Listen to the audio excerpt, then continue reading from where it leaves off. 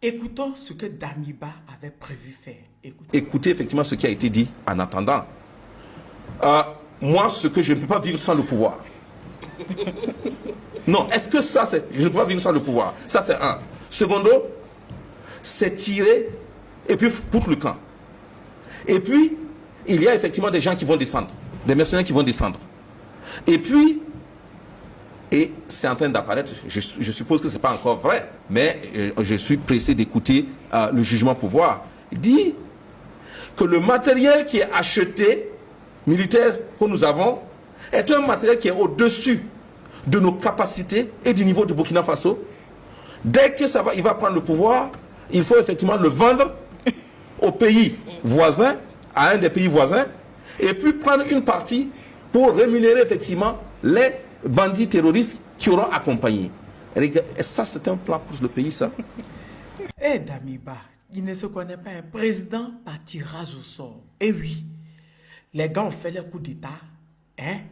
Ils ont tiré au sort qu'ils allaient mettre devant pour pouvoir faire ce qu'ils voulaient.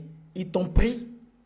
Tu n'as pas fait ce qu'ils voulaient. Ils t'ont enlevé. Eux-mêmes, ils ont pris la tête de leur truc pour arranger leur pays. Toi, tu dis que sans le pouvoir, toi, tu ne peux pas vivre.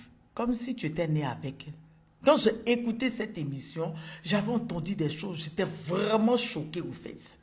C'est-à-dire que Damiba, toi, président par tirage au sort, en 8 mois, tu as bu 75 millions d'alcool. Tu as passé ton temps à boire les champagnes, l'alcool, 75 millions. Ils t'ont dégagé, tu pleures. On n'a jamais vu ça. C'est-à-dire, le coup d'état manqué du Torah là, il dit que, hein, si ça avait réussi, dès qu'il venait au pouvoir, que le matériel militaire, que les Burkinabés, parce qu'il ne peut pas dire le gouvernement, on voit comment les Burkinabés cotisent, on voit comment ils participent, voilà, à l'effort de guerre, tout et tout, ont payé.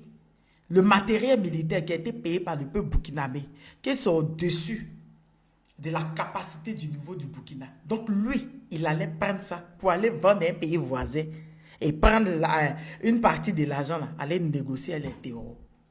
Ouais. Damiba, tu nous as confirmé ici que tu deals vraiment la France. Parce que ça là, c'est la méthode de la France au fait. Oui, ils n'aiment pas les pays noirs qui sont très équipés. Donc, ils trouvent un moyen de brûler les armes, de détruire les armes ou même de bloquer les achats d'armement. On a vu ça même avec le Mali, après Modibo Keïta, où ils ont brûlé des armes.